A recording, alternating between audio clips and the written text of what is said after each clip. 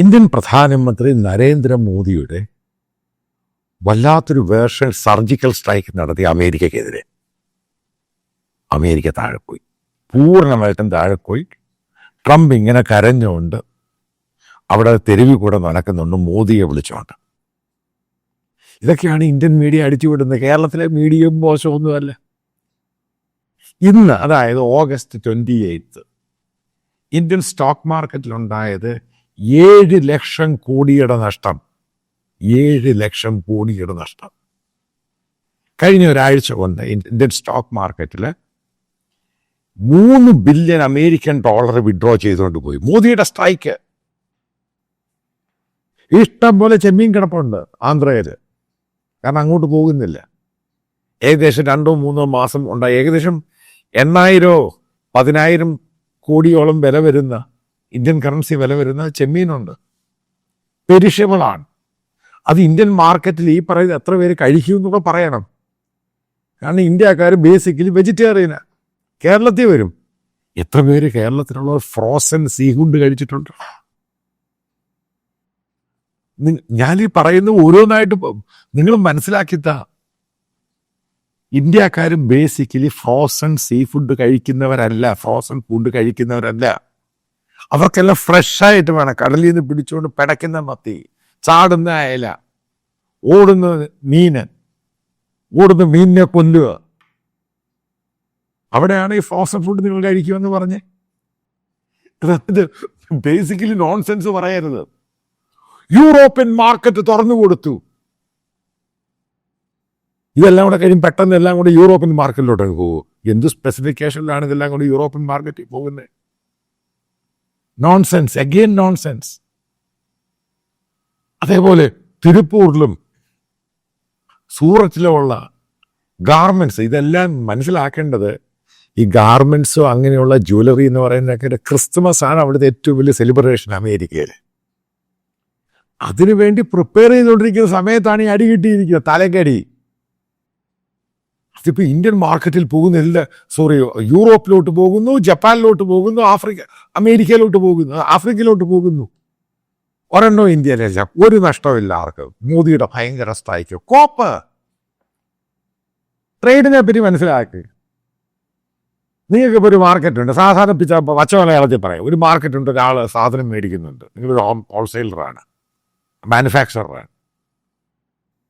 അയാൾക്ക് ആ സാധനം, നിങ്ങളുടെ സാധനം വേണ്ട എന്ന് വെക്കുന്നു.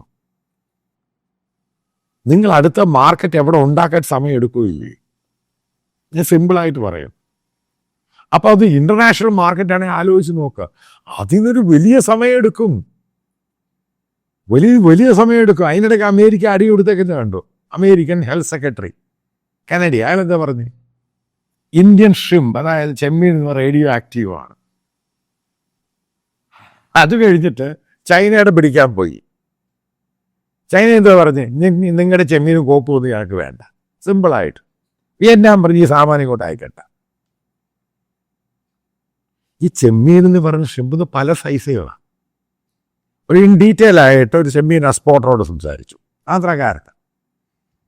അത് പറഞ്ഞത് ഈ പല സൈസുകളിലാണ്. ഇത് ഈ സൈസാണ് മാറ്റർ ചെയ്യുന്നതിൻ്റെ പണമെന്ന് പറയുന്നത്.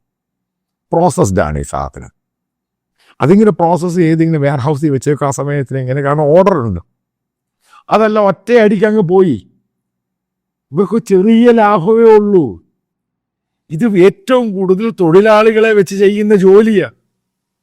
ഹാൻഡ് ടു മൗത്ത്, ആ വാക്കാണ് ഉപയോഗിക്കുന്നത്. ഈ ആൾക്കാർ ജോലി ചെയ്യുന്നവർ ഉണ്ട്. സീനിയറായിട്ടുള്ള പല ആൾക്കാർക്ക് നല്ല ശമ്പളം ഉള്ളവരുണ്ട്.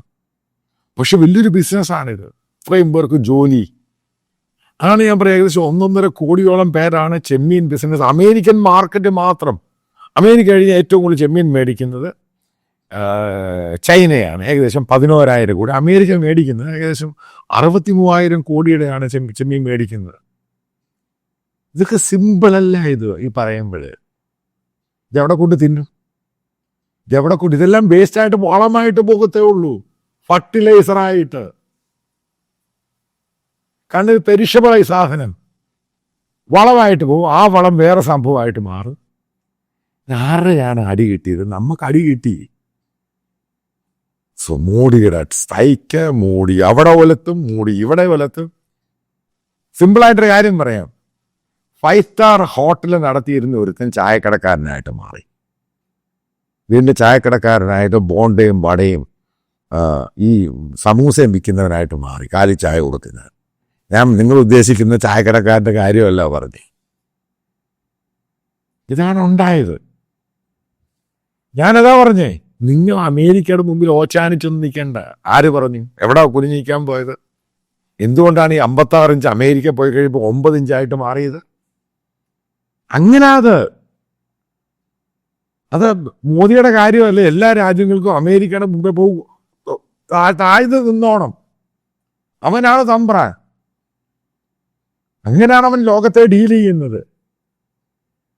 അത് ആദ്യം അമേരിക്കൻ ഡിപ്ലോമസി, അമേരിക്കൻ ബിസിനസ്സും അമേരിക്കൻ ട്രേഡും ഇന്റർനാഷണൽ ട്രേഡിന് അമേരിക്കയുടെ സ്വാധീനം ഒന്ന് മനസ്സിലാക്കിയാൽ മതി. പിന്നെ ഈ രാജ്യങ്ങളൊക്കെ പോയി വൈറ്റ് ഹൗസിൽ പോയി ട്രംപിന്റെ കാലെ പിടിക്കുന്നതിന്റെ കാര്യം. ഈ രാജ്യങ്ങൾക്കെല്ലാം തകർച്ച ഉണ്ടാകും. അവസാനം ഈ പറഞ്ഞ ചൈന പോലും വഴങ്ങിയില്ലയോ പല കാര്യങ്ങളിലും? വീണ്ടും ചൈനയുമായിട്ട് ടോക്സിലല്ലയോ? എന്താ കാര്യം? അതാണ് ആ രാജ്യത്തിന്റെ പവർ. അതായത് സാമ്പത്തികമുള്ള ഒരുത്തൻ അവിടെ ജോലിക്കാരനായിട്ട് നിൽക്കുന്നു, വേറൊരുത്തൻ ജോലിക്കാരനായിട്ട് നിൽക്കുന്നു. അവനാണ് ശമ്പളം കൊടുക്കുന്നത്. അത് നിങ്ങൾ അങ്ങനെ കരുതിയാൽ മതി. എത്ര അമേരിക്കക്കാരൻ ഇവിടെ ഇന്ത്യ വന്ന് ജോലി ചെയ്യുന്നുണ്ട്. അമേരിക്കൻ കമ്പനികൾ വിട്ടിട്ടുണ്ടെങ്കിൽ അത് സൂപ്പർവൈസ് ചെയ്യാനൊക്കെ വരുന്നുണ്ട്. ഇതേ ഉള്ളൂ. അല്ലാതെ വളരെ കുറച്ച് പേര് ഇന്ത്യക്കാർ മുഴുവൻ അവിടെ പോയി ജോലി ചെയ്യുക. നമ്മൾ സമ്പദ് രാഷ്ട്രമൊന്നും അല്ല. നമ്മൾ ഡെവലപ്പിംഗ് കൺട്രിയാണ്, പക്ഷെ നല്ല എക്കോണമിയാണ്, മൂവിങ് എക്കോണമിയാണ്, വൈബ്രന്റ് എക്കോണമി. അതിനിടയ്ക്ക് പ്രൈസ് വാട്ടർ കൂപ്പർ അവരുടെ റിപ്പോർട്ട് വന്നു. അതായത് 2038 അമേരിക്ക മറികടന്ന് ഇന്ത്യ ലോകത്തിലെ 1ാമത്തെ വേൾഡ് എക്കോണമിയാകും. നോൺസെൻസ്. എങ്ങനെ ആകുമെന്ന് കൂടെ പറഞ്ഞതാ നിങ്ങൾ.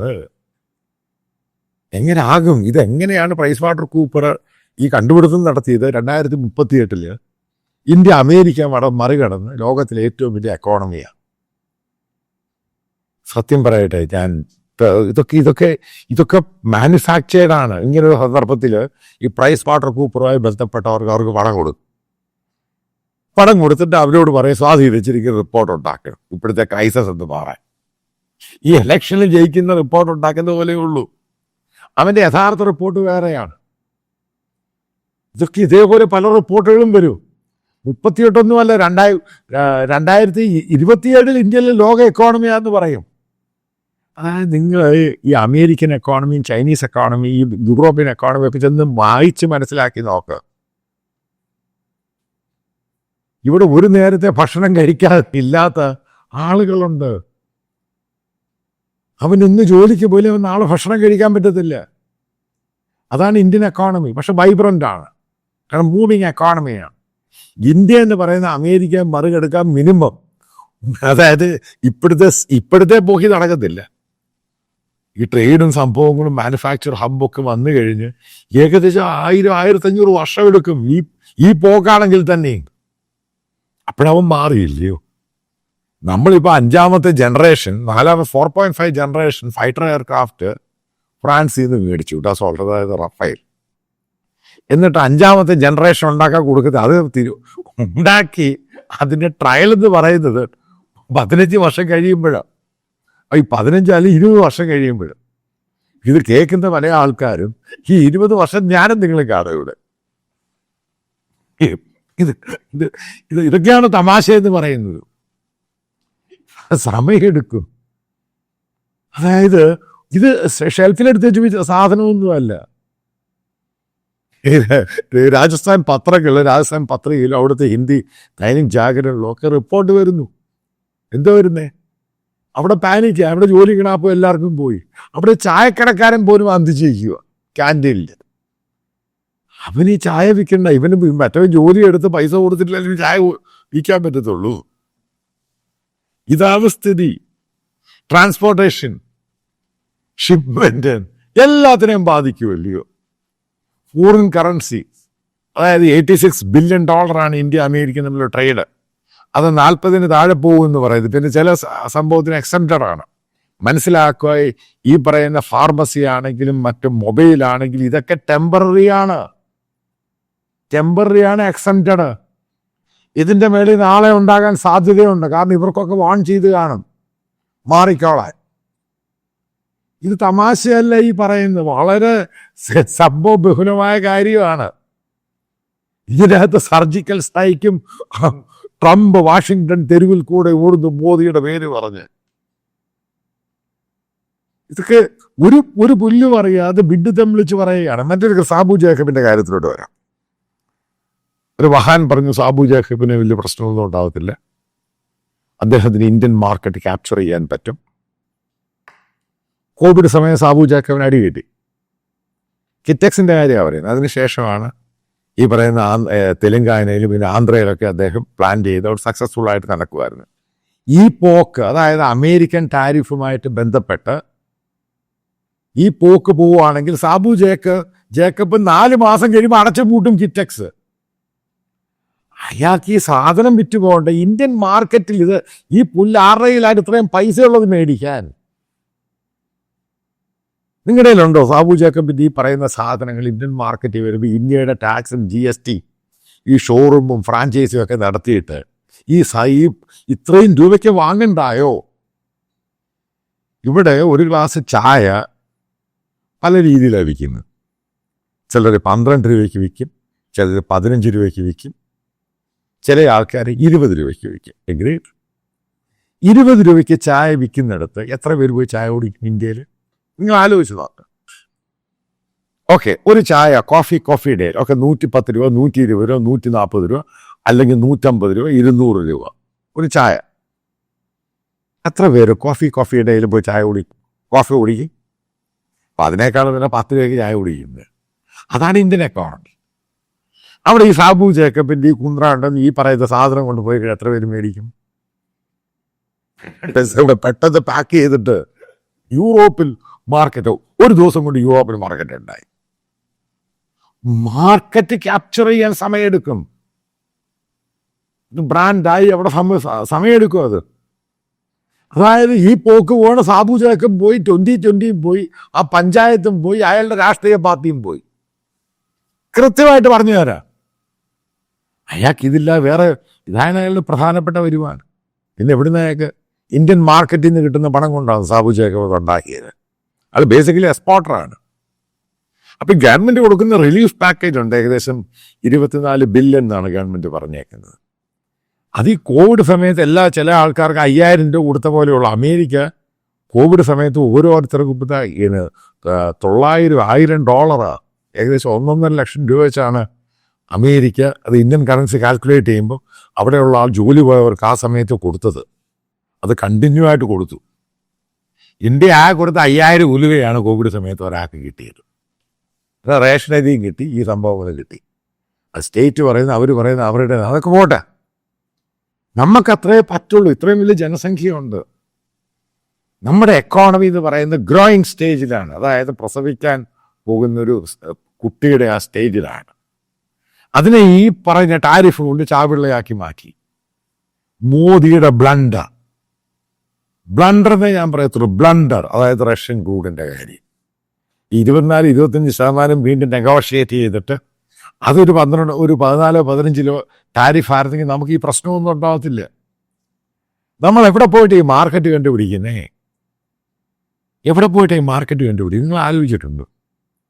ചൈന ഇന്ത്യൻ സാധനങ്ങൾ അമേരിക്ക എടുത്ത പോലെ സാധനം ചൈന എടുക്കുമോ? ഇനി വേറൊരു കാര്യം പറയട്ടെ. ചൈന ഇന്ത്യയുടെ ബീഫ് മേടിക്കുന്നുണ്ട്, ബഫല്ലോ മീറ്റ്. അവർ നേരിട്ട് മേടിക്കുന്നില്ല. അവരാദ്യം ഇവിടുത്തെ ബഫല്ലോ മീറ്റ് വിയറ്റ്നാമിൽ പോകും. എന്നിട്ട് അവരവിടുന്ന് വെരിഫൈ ചെയ്ത് കഴിക്കാൻ കൊള്ളാമെന്ന് മനസ്സിലാക്കിയിട്ട് മാത്രമേ ചൈനയെ വിടത്തുള്ളൂ. ചൈനയ്ക്ക് ഇന്ത്യയിൽ നിന്ന് മേടിക്കുന്ന പല സാധനങ്ങളോട് സംശയമാണ്. കാരണം ക്വാളിറ്റി കുറവാണ്. എടുത്തു നോക്കി സംഭവം. ഏറ്റവും കൂടുതൽ ബീഫ് എക്സ്പോർട്ട് ചെയ്യുന്ന രാജ്യങ്ങളിലൊന്നാണ് ഇന്ത്യ. ചൈന അതിൽ ഏറ്റവും കൂടുതൽ വാങ്ങുന്ന ഒരു രാജ്യവും കൂടെ തന്നെയാണ്. എന്താ ചൈന ഇന്ത്യൻ ബീഫ് ഡയറക്റ്റ് മേടിക്കാത്തത്? എനിക്ക് പറഞ്ഞതാണ്, ഓരോ ചില പോയിന്റ് ബൈ പോയിന്റ് ആയിട്ട് പറഞ്ഞത് എന്തുകൊണ്ട് മേടിച്ചെന്നില്ല. പിന്നെ അടുത്ത സംഭവം, ഈ ജ്വല്ലറിയായി ബന്ധപ്പെട്ട് ഒത്തിരി ആൾക്കാർ ജോലി ചെയ്യുന്നുണ്ട്. ശരിക്കും ഈ തിരുപ്പൂരിലൊക്കെ കരച്ചിലും പിഴിച്ചിലും തുടങ്ങി. കാരണം ലേ ഓഫാണ്. എവിടെ പോവും? വാടക കൊടുക്കണ്ടായ ജോലി ചെയ്യുന്ന, സാധനങ്ങൾ വാങ്ങണ്ടായ, കഴിക്കണ്ടായ, കുട്ടികളുടെ എഡ്യൂക്കേഷൻ ഇല്ലേ? പെട്ടെന്നൊരു സുപ്രഭാതത്തിൽ സംഭവം ലേ ഓഫായി, ഇത്രയും ആൾക്കാരുടെ ജോലി പോയി. ഇന്ത്യയുടെ ഏറ്റവും പ്രശ്നം ജോലിയാണ് ബാധിക്കുന്നത്. ഈ പറയുന്ന പാക്കേജൊക്കെ നേരത്തെ മുന്നിൽ കാണുന്നത് പെട്ടെന്നാണ് കയറി കയ്യിലോട്ട് അടിച്ച് കൈ കിട്ടുന്നത്, എക്സിക്യൂട്ടീവ് ഓർഡർ അടിച്ച് കൈ തന്നത്. ഈ പറയുന്ന GST ഒന്നും ഈ കുറച്ചോട്ടൊന്നും വലിയ കാര്യമായിട്ട് പ്രസക്തി ഉണ്ടാകാൻ പോകുന്നില്ല. കാരണം GST കുറച്ച് കഴിഞ്ഞ് ഈ സ്റ്റേറ്റുകൾ പലരും സമ്മതിക്കത്തില്ല. കാരണം അവരുടെ വിഹിതം കുറയുകയാണ്. ഓൾറെഡി മമതാ ബാനർജി അതിനെപ്പറ്റി പറഞ്ഞു കഴിഞ്ഞു. കേരള ഗവൺമെൻറ്റും പറയും GST കുറയ്ക്കാൻ പറ്റത്തില്ല, കാരണം സ്റ്റേറ്റിൻ്റെ വിഹിതം പോവുക. പല സ്റ്റേറ്റുകളും പറയും. അതായത് മൾട്ടിപ്പിളാണ് ഇഷ്യൂ. ഇവിടെയാണ് ഞാൻ പറയുന്നത് മോദി ഫെയിലിയറാണ്, ഇന്ത്യൻ ഡിപ്ലോമസി ഫെയിലിയറാണ്. വീണ്ടും ചൂട് പിടിക്കാൻ വേണ്ടി കൂടുതൽ പ്രൊവോക്ക് ചെയ്യാൻ വേണ്ടി ചൈനയുമായിട്ട് എന്താ പിന്നെ പറഞ്ഞത് അമേരിക്കൻ അഡ്മിനിസ്ട്രേഷനിലെ പല സീനിയർ ഓഫീഷ്യൽസ്? ഇത് പുടിൻ വേഴ്സസ് ഉക്രൈൻ വാറല്ല, മോദി വേഴ്സസ് ഉക്രൈൻ. അതായത് ഇന്ത്യ നശിപ്പിക്കാൻ വേണ്ടി അവർ ഇറങ്ങിത്തിരിച്ചിരിക്കുകയാണ്. എന്താ അവരുടെ പീച്ചർ നെവരാറോ അയാളെന്താ പറഞ്ഞത്? ലോകത്തിലെ ഏറ്റവും വലിയ ജനാധിപത്യ രാജ്യം, ലോകത്തിലെ ഏറ്റവും വലിയ എക്കോണമി, അവർ യോജിച്ച് പോകണം. അതായത് മോദി തെറിച്ചോണം, മാറി നിന്നോണം.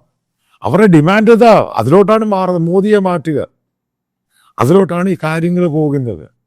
മോദി മാറുവാണെങ്കിൽ കാര്യങ്ങൾ ഭംഗിയായിട്ട് പോകും. ചിലപ്പോൾ വീണ്ടും കൂടുതൽ അടിച്ചു കയറും ടാരിഫ്. ഇനി മറ്റൊരു കാര്യം പറയട്ടെ, മോദിയുടെ സർജിക്കൽ സ്ട്രൈക്ക് എന്നൊക്കെ പറയുന്ന ഈ കേരളത്തിലെ അതിമിടുക്കന്മാരായ യൂട്യൂബർമാരിൻ്റെ സോക്കോൾ ജേർണലിസ്റ്റുകളെ ഇന്ത്യ ഈ അമേരിക്കയിൽ ഇഷ്ടം പോലെ ഡിഫൻസിൻ്റെ ടെക്നോളജി എക്യുപ്മെൻസും മേടിച്ചിട്ടുണ്ട്. ഒത്തിരി ഉണ്ട് ശരിക്കും. ഹാർഡ്വെയർ ശരിക്കും അങ്ങ് മാറി. ഇസ്രായേലിൻ്റെ വാങ്ങിയിട്ടുണ്ട്. ഇതിനൊക്കെ അവർ പറയുന്ന നാളെ മുതൽ സർവീസ് തരത്തില്ല, സ്പെയർ പാർട്സ് തരത്തില്ല. അതാണ് ഇന്ത്യ മിണ്ടാതിരിക്കുന്നത്. പെട്ടുപോയി. എപ്പോഴെങ്കിലും വെച്ച് ഇന്ത്യ റിട്ടാലിയേറ്ററി ടാരിഫ് എന്നോ എന്തെങ്കിലും പറഞ്ഞു കഴിഞ്ഞാൽ ശ്രദ്ധിച്ചോണം, അമേരിക്ക ഇന്ത്യയുടെ വെടിനിർത്തുക. നമുക്ക് പ്രതിഷേധിക്കാനോ പ്രതിരോധിക്കാനോ പറ്റാത്ത രീതിയിലാക്കി മാറ്റിയിട്ടുണ്ട്. നമ്മുടെ ജോലി പോയി, നമ്മുടെ ഡിഫൻസിന്റെ എക്യുപ്മെന്റ്സ് ഇതൊക്കെ അവരുടെ സാധനമാണ്. ഹെലികോപ്റ്റർ ആണെങ്കിലും ഈ പറയുന്ന ഹോവിസ്റ്റർ ഗണ്ണാണെങ്കിലും പല ടെക്നോളജി, അതായത് റാപ്റ്റർ ആണെങ്കിലും അപ്പാച്ചെ ഹെലികോപ്റ്ററാണ്, ചിനൂക്ക്, ഇതൊക്കെ അവരുടെയാ. അപ്പം അവരുടേതായ ജോലിക്കാരും മിലിറ്ററി കോൺട്രാക്ടേഴ്സ് ഇന്ത്യയിലുണ്ട്. കാരണം ഇതിൻ്റെ സ്പെയർ പാർട്സിന് പരിപാടികളൊക്കെ വന്നല്ലോ. അതുകൂടെ തന്നില്ല പിന്നെന്തോ. ഇന്ത്യയുടെ ഒന്നാമത് 21 സ്ക്വാഡ്രൺ എയർഫോഴ്സിലുള്ളൂ, ബാക്കി ആക്റ്റീവ് അല്ല. കാരണം MiG-21 ജഗ്വാറും ഏതാണ്ട് റിട്ടയർമെന്റ് 21 റിട്ടയറായി. അത് ഇവിടെ ഫൈറ്റർ ഉണ്ടാക്കാൻ വേണ്ടി ഇഞ്ചിൻ അമേരിക്കയുടെയാ. ഞങ്ങൾ ഇലക്ട്രിക്കൽസ് ഇഞ്ചിൻ കൊടുക്കണ്ടേ? ഈ സാധനം തന്നില്ല എന്ത് ചെയ്യും? വീണ്ടും അങ്ങ് താമസിപ്പിക്കുക. അതാണ് മോദിയുടെ സർജിക്കൽ സ്ട്രൈക്ക്. അതായത് ഇതൊക്കെ കണ്ടു മനസ്സിലാക്കി ഈ പറയുന്നവരൊന്നും അല്ലല്ലോ. ഈ വാട്സപ്പ് യൂണിവേഴ്സിറ്റീസ് നേരത്തെ ഇന്ത്യയും ചൈന പ്രശ്നം ഉണ്ടായ സമയത്ത് അവർ പറഞ്ഞു ചൈനീസ് ഫുഡും ചൈനയും നമ്മൾ ബാൻ ചെയ്യണം, ബോയ്ക്കോട്ട് ചെയ്യണം. അന്ന് പറഞ്ഞവരാ ഇന്ന് പറയുന്നത് അമേരിക്കൻ സാധനത്തെ ബോയ്ക്കോട്ട് ചെയ്യണം. അമേരിക്കൻ സാധനത്തെ ബോയ്ക്കോട്ട് ചെയ്താൽ ഞാൻ ഈ പറയുന്ന യൂട്യൂബും ഈ പറയുന്ന ജിപേയും ഈ പറയുന്ന ഗൂഗിളും ബോയ്ക്കോട്ടല്ല, അനങ്ങിയാൽ എടുത്ത് തലക്കടിച്ച് കൈ തരും. ഇന്ത്യയുടെ ഒറ്റ ഓഫീസ് വർക്ക് ചെയ്തില്ല മൈക്രോസോഫ്റ്റ്, അതിലത് വർക്ക് ചെയ്യുന്നത്. അങ്ങനെ computer system, software, mobile, Android, iPhone ഇതൊക്കെ അവൻ്റെയാ.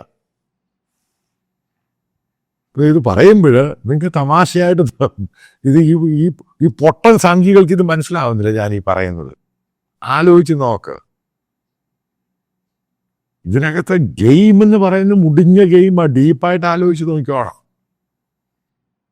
ഇന്ത്യയുടെ എയർക്രാഫ്റ്റിന് നാളെ, അതായത് പാസഞ്ചർ എയർക്രാഫ്റ്റുമായിട്ട് ബന്ധപ്പെട്ട് നാളെ തരത്തിന് എന്ത് ചെയ്യും? സ്പെയർ പാർട്സ് സർവീസ് ഇല്ലെന്ന് പറയും. പിന്നെ എയർബസ് ഇതൊക്കെ ഇവർ ഈ പറയുന്ന യൂറോപ്യൻ രാജ്യങ്ങളും ജപ്പാനാണെങ്കിലും കൊറിയൊക്കെ അമേരിക്കൻ അടിമകളാണ്. അമേരിക്ക പറയുന്നവർ കേൾക്കത്തുള്ളൂ. അവരൊന്നും ഈ പറയുന്ന വിശ്വഗുരുവിനൊന്നും അംഗീകരിക്കുന്നൊന്നുമില്ല. അമേരിക്ക പറഞ്ഞു അംഗീകരിച്ച് ഞങ്ങൾ വിശ്വഗുരുവാക്കി, അമേരിക്ക പറഞ്ഞു തഴയാൻ അയാളെ ഞങ്ങൾ വിശ്വഗുരുവാക്കി. സിമ്പിളായത്. ഇത് ഞാനീ പറയുന്നത് പഠിക്കാൻ വേണ്ടി ഭയങ്കര സംഭവം ഡീപ്പായിട്ടൊന്നും പഠിക്കണ്ട, സിമ്പിളായിട്ടൊക്കെ ആലോചിച്ച് മനസ്സിലാക്കിയാൽ മതി. ഒരു സിമ്പിൾ ചോദ്യം ചോദിക്കട്ടെ.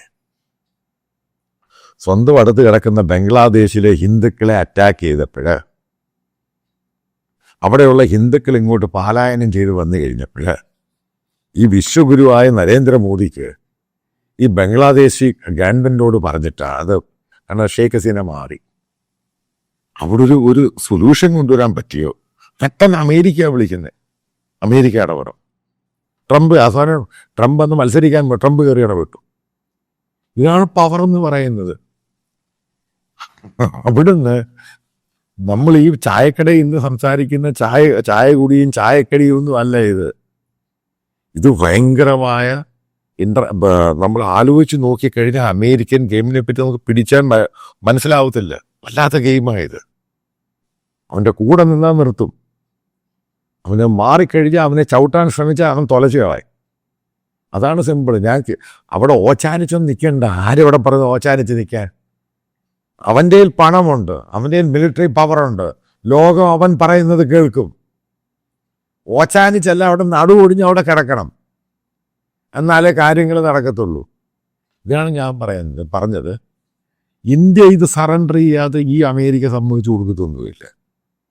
നേരത്തെ ബൈഡൻ അഡ്മിനിസ്ട്രേഷൻ മോഡിയോടൊടക്കായി പല കാര്യങ്ങളിലും. ഇപ്പം ട്രംപ് വന്ന് ഉടക്ക് പോകാൻ ബ്രേക്ക് ഡൗൺ ആയി മാറി. കാരണം അടുക്കാൻ പറ്റാത്ത രീതിയിലോട്ടാണ് കാര്യങ്ങൾ പോകുന്നത്. പെട്ടെന്ന് ചൈനയെ പ്രേമിക്കാൻ പോകുന്നു, റഷ്യയെ പ്രേമിക്കാൻ പോകുന്നു. ഇതൊക്കെ ഈ ഫസ്ട്രേഷൻ കൊണ്ടുണ്ടാകുന്ന സംഭവമാണ്. ഇതൊന്നും ശരിക്കും വല്ല ഡിപ്ലോമസി. അതേപോലെ ചൈന ഇപ്പം അമേരിക്കൻ ഉദ്യോഗസ്ഥൻ പറഞ്ഞ സംഭവം എന്തുവാ? ഇന്ത്യയുടെ ടെറിട്ടറി ചൈനയുടെ കയ്യിലാണ്. അക്കായും ചിൻ 2 ഭാഗം. കറക്റ്റായ സംഭവം. ഇത് ഞാൻ പല ആവർത്തി പറഞ്ഞപ്പോൾ നിങ്ങൾ വിശ്വസിച്ചില്ല. അമേരിക്കൻ ഒഫീഷ്യലി പറഞ്ഞു ഇന്ത്യയുടെ ടെറിട്ടറി ചൈനയുടെ കയ്യിലാണ്. പക്ഷേ ഞങ്ങൾ അത് അംഗീകരിക്കാതെ ഇന്ത്യയുടേതാണെന്നാണ് ഞങ്ങൾ പറയുന്നത്.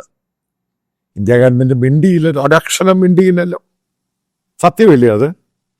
ഇന്ത്യയുടെ ടെറിട്ടറി ചൈനയുടെ കയ്യിലാണ്. പക്ഷെ അമേരിക്കയും മറ്റുള്ള രാജ്യങ്ങളും ഇപ്പോഴും പറയുന്നത് ഇന്ത്യൻ ടെറിട്ടറിയാണ്. പക്ഷെ ചൈനയുടെ ബേസാണത്. ഇപ്പോഴാക്കിയെടുത്തു. എന്താ അത് കേട്ടിട്ട് സംഘപരിവാറിന് നിനക്കൊന്നും തോന്നുന്നില്ലേ? എന്തുകൊണ്ടാണ് മോദി ഗവൺമെന്റ് അതിനെപ്പറ്റി ഒരക്ഷരം മിണ്ടാതിരുന്നത്? ആ ചൈനയുമായിട്ട് ഞാൻ ഉടക്കിന്റെ കാര്യം ബന്ധം വേണം. ചൈന നമ്മുടെ ആസൻ മടിച്ചു. സത്യം പറഞ്ഞു ചൈന ഇത് മുഴുവനും മുതലാക്കും. ഈ പറയുന്ന അരുണാചലം പിടിച്ചെടുക്കുകയും ചെയ്യും. കാരണം ചൈനയ്ക്കറിയാം നമ്മൾ വീക്കാണ്. ഒരൊറ്റൊരു രാജ്യം നമ്മുടെ കൂടില്ലേ. ഈ പറയുന്ന ചൈന, പാകിസ്ഥാൻ, ബംഗ്ലാദേശ് എല്ലാം വെച്ച് കൈയും കളിക്കും. സൂക്ഷിച്ചിരിക്കേണ്ട സമയമാണ്. അതായത് മോദിയുടെ ബ്ലണ്ടറാണ് ഈ സംഭവം മുഴുവനും. ഓപ്പറേഷൻ സിന്ദൂർ ആണെങ്കിൽ അത് കഴിഞ്ഞുള്ളത്. ആലോചിച്ച് നോക്ക്. 1 by 1 എത്ര ചൈനീസ് കമ്പനികളാണ് ഇന്ത്യക്കാർ? ഇവിടൊക്കെ ചൈനീസ് കമ്പനികളല്ലേ? ആലോചിച്ച് നോക്കും, മനസ്സിലായി. ഇത് പറയുമ്പോൾ മോദിയുടെ സ്ട്രൈക്ക്, സർജിക്കൽ സ്ട്രൈക്ക് എന്താ പാലക്കോട്ട് സംഭവിച്ചെന്ന് എല്ലാവർക്കും അറിയാം. തള്ളിനൊരു മയം വേണം, തള്ളോട് തള്ള. അതിനു വേണ്ടി മറ്റുള്ളവരെയും തള്ളുന്നു. ചിലപ്പോൾ മോദിക്ക് തന്നെ ഫെഡപ്പായി കാണും. ഗുജറാത്ത് സമാചാറിലെ ഇത് സുഹൃത്തിന് വെറ്ററൻ ജേർണലിസ്റ്റാണ്. അയാളെ മോദിയായിട്ട് ഭയങ്കര ലോക്യം. അയാൾ തന്നെ പറഞ്ഞൊരു കാര്യമുണ്ട് തമാശന്. മോദി തന്നെ ഫെഡപ്പായി ഈ തള്ളെല്ലാം കൂടെ കേട്ടിട്ട്. അതാണ് മോദിയുടെ സ്ഥിതി. അയാൾക്ക് തന്നെ മടുത്തു ഈ തള്ള. പറയാത്ത കാര്യം ചെയ്യാത്ത കാര്യങ്ങളെല്ലാം അയാൾ ചെയ്തു എന്നും പറഞ്ഞ് വിശ്വഗുരു. എല്ലാവർക്കും അറിയാം. ഈ പറയുന്ന ഗുഹയിൽ പോയി പ്രാർത്ഥിച്ചൊക്കെ ഫാൻസി ഡ്രസ്സാണെന്ന് എല്ലാവർക്കും അറിയാം. നമുക്ക് ഇത് കാണുന്നവർക്ക് അറിയത്തില്ലയോ?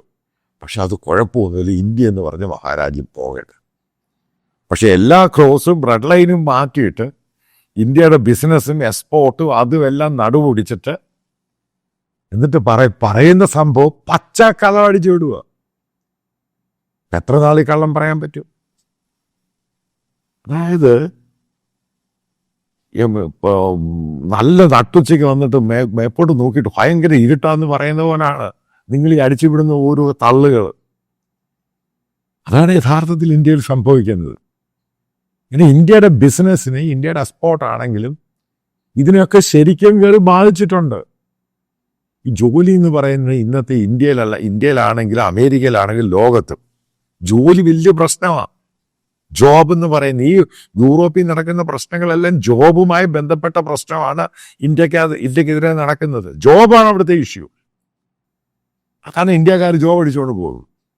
അത് ഇന്ത്യയിലോട്ട് കയറി വരികയാണ്. അവിടെയാണ് ഈ പറയുന്ന 1 by 1 ഇഷ്യൂ ആയിട്ട് കയറി വരുന്നത്, മൾട്ടിപ്പിൾ ഇഷ്യൂ. ഇതെല്ലാം കൂടെ വെച്ച് കാൽക്കുലേറ്റ് ചെയ്യുമ്പോൾ മനസ്സിലാക്കേണ്ട ഒരു പോയിന്റ് ഉണ്ട്.